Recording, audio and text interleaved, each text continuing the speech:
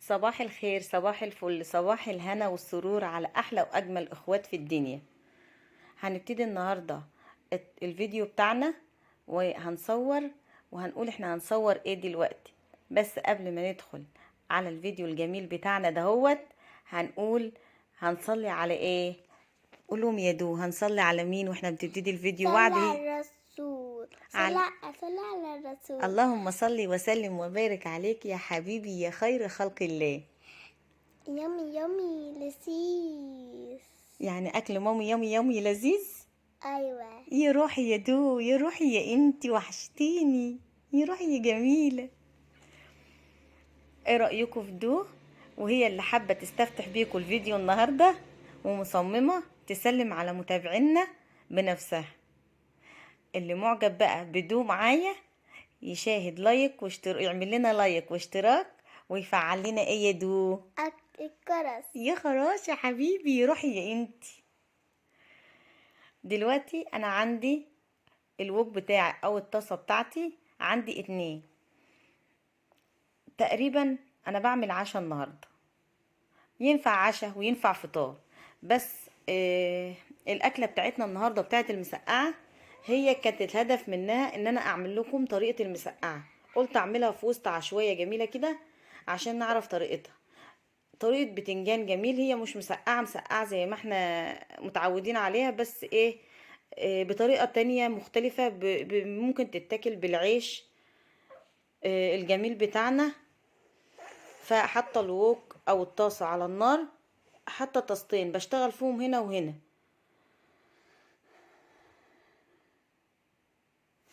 بدات انزل بقى بتوم، حاطه توم مفروم في الوok ده وتوم مفروم في الوك التاني، ونزلت ببصله متخرطه في الطاسه دي وفي الطاسه دي مع الماده الدهنيه. واستنيت بقى لما ياخدوا اللون الجميل الاصفر الجميل او الذهبي اللي احنا معتادين عليه. انا طبعا لما بكون شغاله في حاجه مش بشتغل في حاجه وبشوي برنجان، الله عليا على المشاوي بتاعتي، بشوي برنجان على العين التانية. بس زي ما انتم متعودين معايا ان انا لما بشتغل في حاجه مش بشتغل في حاجه واحده، لا بشتغل في اكتر من حاجه بحيث ان انا اعمل اكتر من صنف في نفس الوقت وانجز معايا. يعني انا بحب انجز. هنا بقشر البتنجان الجميل بتاعي دهوت علشان اقول لكم على الطريقه الجميله بتاعتي. البتنجانه حطاها في عين البوتاجاز. ما كنتش مولعه الفرن، لو مولعه الفرن بحطها على الصاجه بتاعه الفرن، لكن انا مش مولعه الفرن فبشويها عادي خالص على نار البوتاجاز. ممكن احط لها الشياطه بتاعه الرز، ولو وساعات ما بحطلهاش الشياطه برضو بحطها، بس بهدي عليها النار كاني بردد الرز فبتتشوى معايا. ببتدي اقشر البتنجان واخرطه زي ما انتوا شايفينها كده اهوت، وبعدين اخرطه مكعبات طولي كده، وبعدين مكعبات رفيعه او صغيره.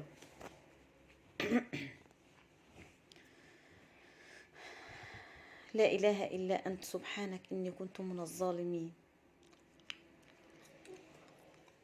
حطيت شطه حراقه، كان عندي قرون شطه حراقه فحطيت شطه حراقه. طبعا الشطه الحراقه دي تقدري تستغني عنها لو مش بتحبي الحاجات او الاكل او اصناف الاكل بتاعتك تبقى حراقه، بس هي صراحه في الصنفين دول بتوديكي في دنيا تانية. الطعم بتخليه او التيست بتاع الطعم بتخليه طعمه جميل صراحة، بتفتح النفس. نزلت كمان بفلفل اخضر عادي، ولو موجود فلفل الوان حطي. انا كان عندي الفلفل الاخضر وكان عندي الفلفل اللي هو القرون الشطة.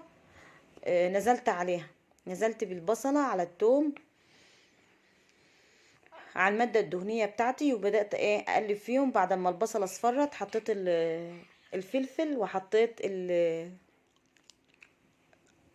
الفلفل الحراق. الوok او الطاسة بتاعت الاتنين تقريبا انا بعمل نفس التشويحات اللي هنا هي اللي هنا، يعني اللي بحطه في الطاسه دي او في الوك ده هو بحطه في الطاسه التانية. عندي الطاسه الاولانيه حطيت فيها فول. الله على الفول بقى لما تعملي له الوصفه دي او الحاجه اللي انا عملتها دي، امشي بنفس التكنيكات بتاعتي وهتطلعي احلى حبه فول، والله هتاكلي صوابعك وراه.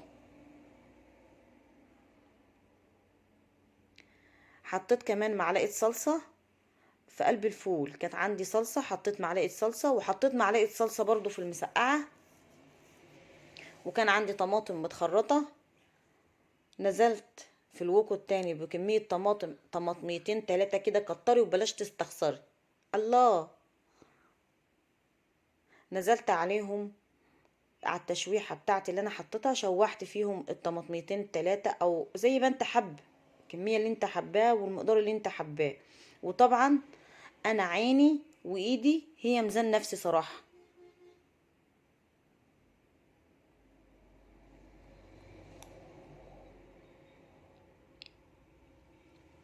خلاص الطماطم حسيت انها اتسبكت معايا بمعلقه الصلصه، بالفلفل، بالبصله، بالتومه. ببتدي احط البهارات بتاعتي وهي بتتسبك كده معايا. نزلت بقى بالبهارات، كمون، كزبره، فلفل اسمر، بابريكا عشان تعزز اللون معايا. الملح بتاعي بظبطه.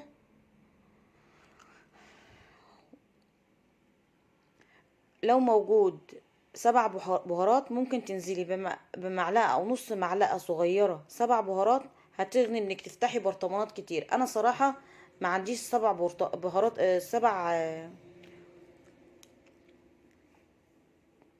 دي البتنجانه بتاعتي الشوت.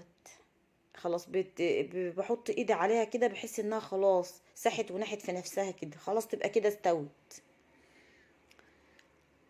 اللي بقولك بقى نرجع تاني نقول كنا بنقول ايه، السبع بهارات بتغنينا ان احنا نفتح برطمانات او حاجات اللي الدقة معايا كتير. فهي معلقة او نص معلقة بتغني، فهي مش موجودة عندي، مش مجهزاها. لما اجهزها وهقول لكم هي ايه السبع بهارات هقول لكم عليها ان شاء الله.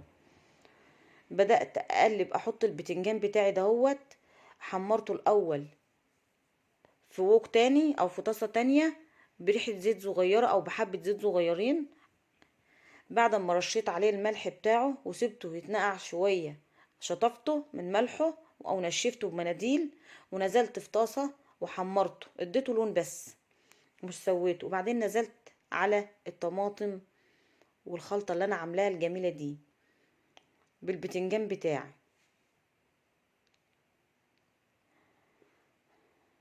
كنت بخرط بطاطس عشان نعمل بقى بطاطس صوابع شيبس. وهنا بقشر البتنجانة، كانت صراحة مولعة. استنيت لما بردت شوية وبعدين قشرتها ونزلت عليها بالبهارات بتاعتها برضو. عصرة ليمونة بعد ما بتقشريها مباشرة او معلقة خل علشان ما تسودش معايا. وهرستها بالمعلقة وحطيت عليها برضو كمون، كزبرة، ملح، مع عصرة الليمونة والخل. ويا سلام لو موجود بقى معلقة طحينة وتحطها فوقيها، تودي في عالم تاني صراحة. قلبتها كويس بقى بالبهارات بتاعتها ونزلت بيها في طبق التقديم اللي هقدم فيه على طول. انا صراحة ما كترتش من البتنجان المشوي لان محدش بياكله عندي كتير، يعني تقريبا هي يعني ايه، انا اللي باكل منه لان انا بحب الاكل الصحي شوية.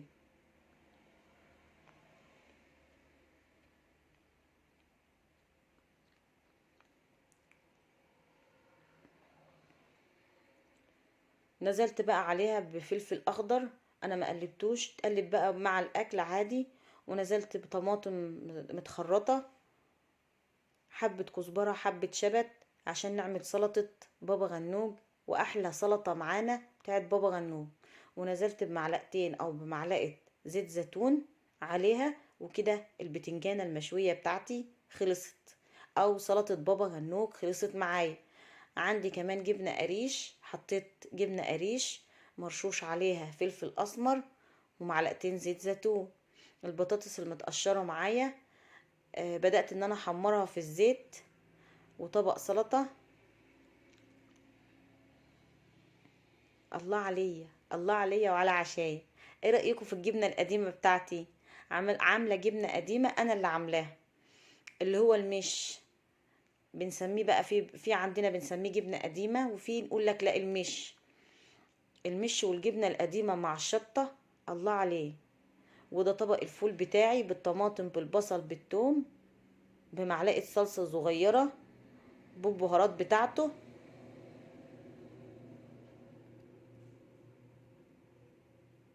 وعملت احلى طبق فول عندي معايا، هو طعمه جميل بالتسبيكة اللي انا كنت عاملاها له، طعمه جميل جدا. عصرة ليمونة برضو على الفول، ومعلقة زيت زيتون تحطيها بقى على الوش كده. يا الله والله الله، احلى عشاء، احلى غدا، احلى فطار. مشيه زي ما تمشيه بقى. ودي الطبق المسقعة بتاعي، انا عاملاها كده ناشفة في نفسها خالص عشان هناكلها بعيش. حطيت عليها توم في البداية، البصلة، وبعد التوم والبصلة ما تشوحوا في المادة الدهنية واصفرهم، حطيت عليها معلقة صلصة، ونزلت بفلفل حراق حامي، ونزلت بفلفل اخضر عادي. بوريكم الناس استوت ازاي. البتنجانة ما شاء الله دايبة، والله دايبة دوب، دايبة دوب. كنت مقشرة البتنجان بتاعي ومقشراه ومكعبات، رشيت عليه ملح، سبته 5 دقايق او 10 دقايق، غسلته صفيته، اديته تشويحة في الزيت، ونزلت على البصلة والثوم والمواد ديت بالبتنجانة بتاعتي، بهرتها البهار العادي بتاعي، وسبتها تستوى مع بعضها بقى، وغطيت عليها وسيبيها تعيش شوية بقى على نار هادية برضو. وخلاص خلصت كده احلى صينية عشاء معايا. او لو تحبي تمشيها صينية غدا برضو، بس انا كنت صراحة عاملة ده عشاء مع المش القديم.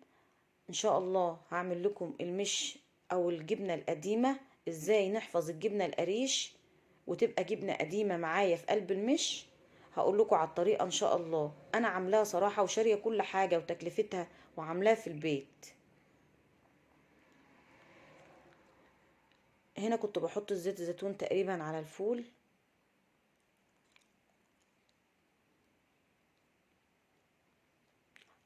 اعصري الليمون على اللي انت بتحبيه بقى، لو مش بتحبي خلاص بلاش ليمون.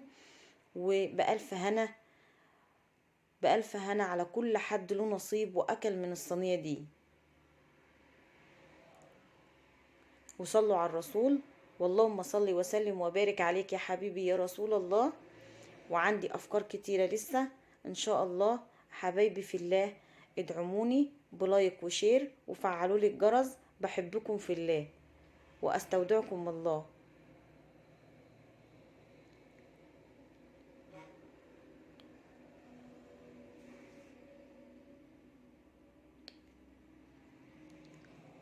نسيت أقول لكم إن ده العيش بتاعي اهوت.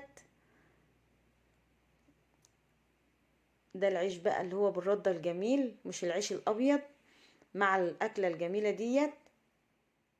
والسلام.